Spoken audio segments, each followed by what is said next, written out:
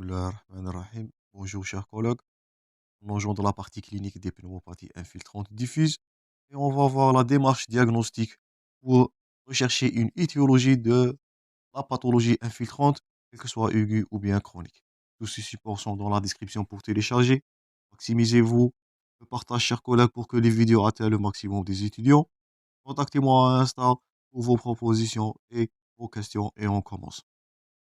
Donc, comme étiologie de cette pathologie infiltrante diffuse, donc, vous êtes en train de cibler premièrement les pathologies aiguës et les causes majeures on avait vu précédemment. Donc, vous pouvez incriminer premier plan l'œdème aigu du poumon.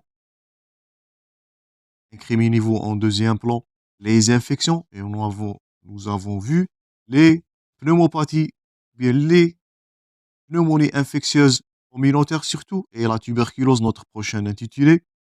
Troisième cause de cette étiologie, c'est le syndrome de détresse respiratoire aiguë.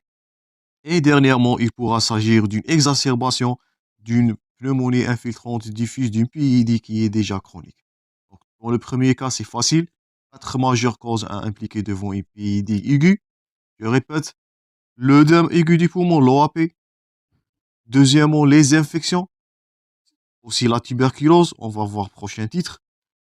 Le syndrome de détresse respiratoire aiguë, mis en évidence par la gazométrie, et dernièrement, exacerbation d'une pneumonie infiltrante diffuse chronique. Donc ça, c'est le premier cas. Deuxième cas, ce qui nous intéresse le maximum, c'est les étiologies du PID dites chroniques. Donc, ils sont divisés en deux catégories. Il s'agit des PID dites de cause qui est connue et les PID idiopathiques. Les PID de cause connue représentent 30% des cas. C'est ce qu'on va détailler dans cette partie. Et surtout les PID idiopathiques. Et vous allez baser sur deux. Donc la sarcoïdose premièrement et deuxièmement la fibrose pulmonaire idiopathique. Donc, comme cause connue, on avait vu, donc ça serait un récapitulatif de tout ce qu'on a vu précédemment. Donc les pneumoconioses, silicose et asbestose. Première cause des PID chroniques. Deuxièmement, les PHS, gardez-vous ce terme-là, c'est la pneumopathie d'hypersensibilité. On va voir ça dans juste quelques plaques. Deux maladies à incriminer là, les maladies d'éleveurs de oiseaux et le poumon du fermier du foin. La prolifération tumorale, on avait vu précédemment le cancer broncho-alvéolaire, les lymphogytes carcinomateuses, la miliaire, mais cette fois carcinomateuse par tuberculose. Et on avait vu dans le chapitre d'oncologie les syndromes lymphomyéloprolifératifs. Si vous vous souvenez de ça, on avait dit que parmi les complications, il s'agit d'une pneumopathie infiltrante diffuse. D'autres maladies ou bien pneumopathies sont d'origine médicamenteuse. On peut incriminer deux majeurs médicaments. Gardez-vous en tête l'amiodarone et le méthotrexate. Ce sont deux anticancéreux plus puissants qui peuvent engendrer une pneumopathie infiltrante diffuse chronique. Le syndrome ou bien d'autres maladies, mais c'est plus rare. Donc la maladie de Chester. Windham, bien Erdem et la maladie de Recklinghausen. Donc là voilà la maladie de Recklinghausen, ce qui est illustré à gauche. Donc c'est une maladie de surcharge. Là voilà aussi la maladie de Erdem-Chester. Et dernièrement, à moindre cas, donc 10% des cas, il pourra s'agir de connectivite ou bien des vascularites. Tout ça, on va voir dans la démarche diagnostique. Je répète, pour la pneumopathie infiltrante diffuse chronique, deux majeures pathologies à incriminer, à rechercher dans votre diagnostic. La sarcoïdose, on a vu ça avec détail.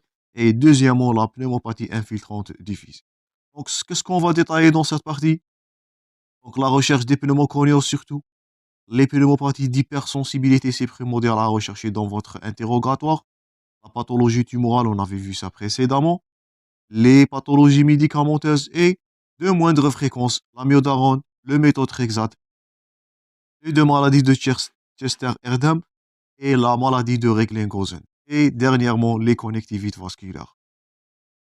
Pour les PID idiopathiques, lorsqu'on entend le terme idiopathique, on incrimine premièrement la sarcoïdose et deuxièmement la pneumopathie ou bien la fibrose pulmonaire idiopathique. Donc, en retour à la démarche diagnostique. Toujours, comme tout examen clinique, on commencera premièrement par un interrogatoire. Donc, dans l'interrogatoire, vous allez rechercher le terrain, l'âge, le sexe, l'ethnie, la sarcoïdose favorisée par les races noires. J'espère que vous avez noté ça précédemment. Deuxièmement, on recherche la notion de tabagisme, de toxicomanie, la prise médicamenteuse, les deux médicaments à incriminer, notez les deux, le méthotrexate et l'amiodarone, des antécédents de radiothérapie. La radiothérapie peut donner une fibrose pulmonaire, ça va donner une PID chronique. Les expositions professionnelles. Et là, vous allez rechercher les PHS, les pneumopathies d'hypersensibilité. Vous allez rechercher la maladie d'éleveur des oiseaux, première PHS. Ou bien, deuxièmement, l'actinomycète qui se retrouve dans le foin humide. Et là, vous allez rechercher la maladie de, de l'éleveur ou bien de la maladie du poumon du fermier.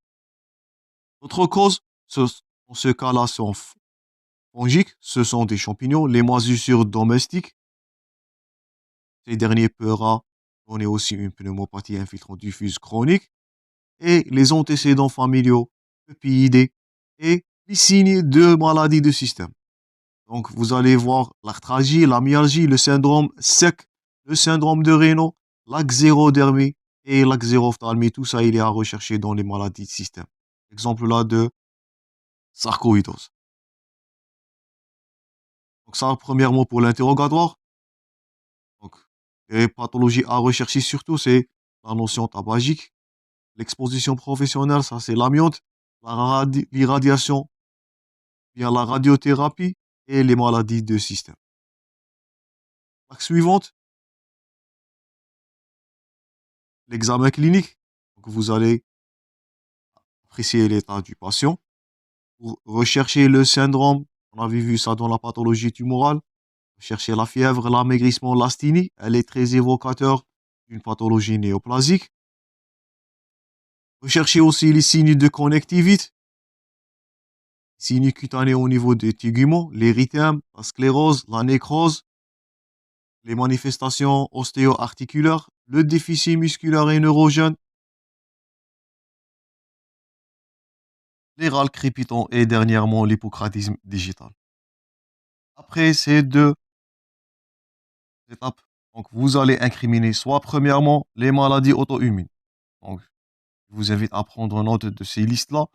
Pour maladies auto-immunes, première cause, la polyarthrite rhumatoïde, la sclérodermie, le syndrome de Sjögren, la polymyosite et la connectivite mixte. Ça, premièrement, l'étiologie. Donc, si on vous pose la question, quelles sont les étiologies d'une PID systémique, vous allez incriminer la PR, sclérodermie, le syndrome de Sjögren, la polymyosite qu'on a vu en neurologie et les connectivités mixtes. Donc ça, première catégorie d'étiologie. Ça, ce que vous voyez là, c'est le syndrome de Raynaud. Une vasoconstriction périphérique, ça va donner cet aspect de nécrose. Deuxièmement, l'environnement, le travail. Donc, je répète, la maladie d'éleveur de oiseaux, les moisissures, maladie du éleveur ou bien du poumon du fermier.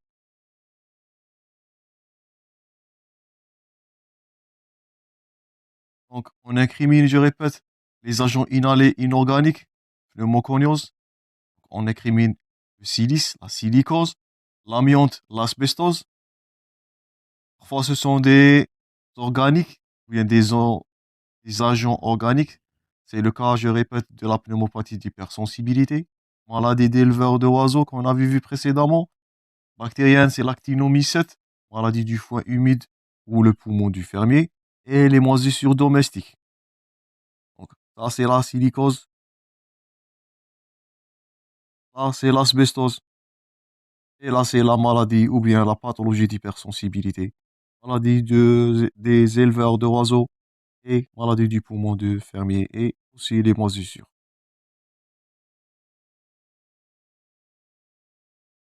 L'imagerie thoracique, donc la radiographie pulmonaire premièrement, ou le scanner thoracique, où on va noter des pierres angulaires pour l'orientation diagnostique, vous allez voir l'aspect en rayon de miel qu'on va voir dans juste quelques plaques.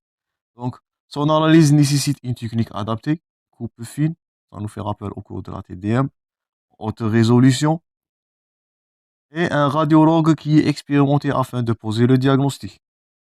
Ce que vous allez voir dans l'imagerie thoracique, vous allez voir des images, on avait vu dans le syndrome interstitiel. Vous pouvez consulter ce dernier, c'est toujours disponible dans la playlist de radiologie.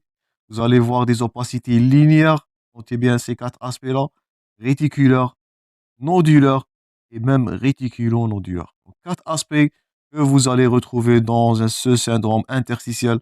L'opacité, je répète, linéaire, réticulaire, nodulaire et réticulo-nodulaire.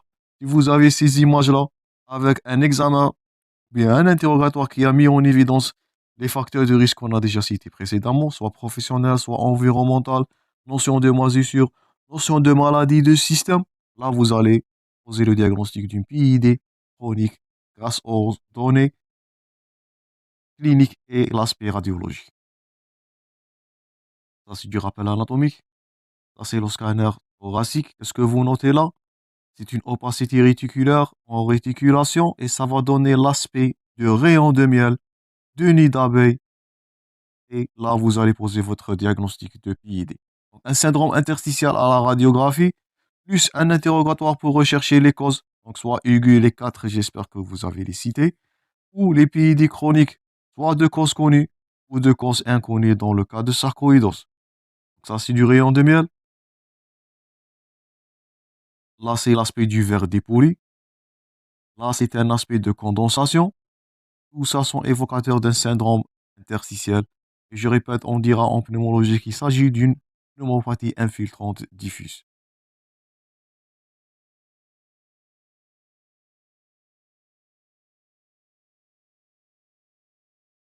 D'autres images là en TDM, c'est des micronodules.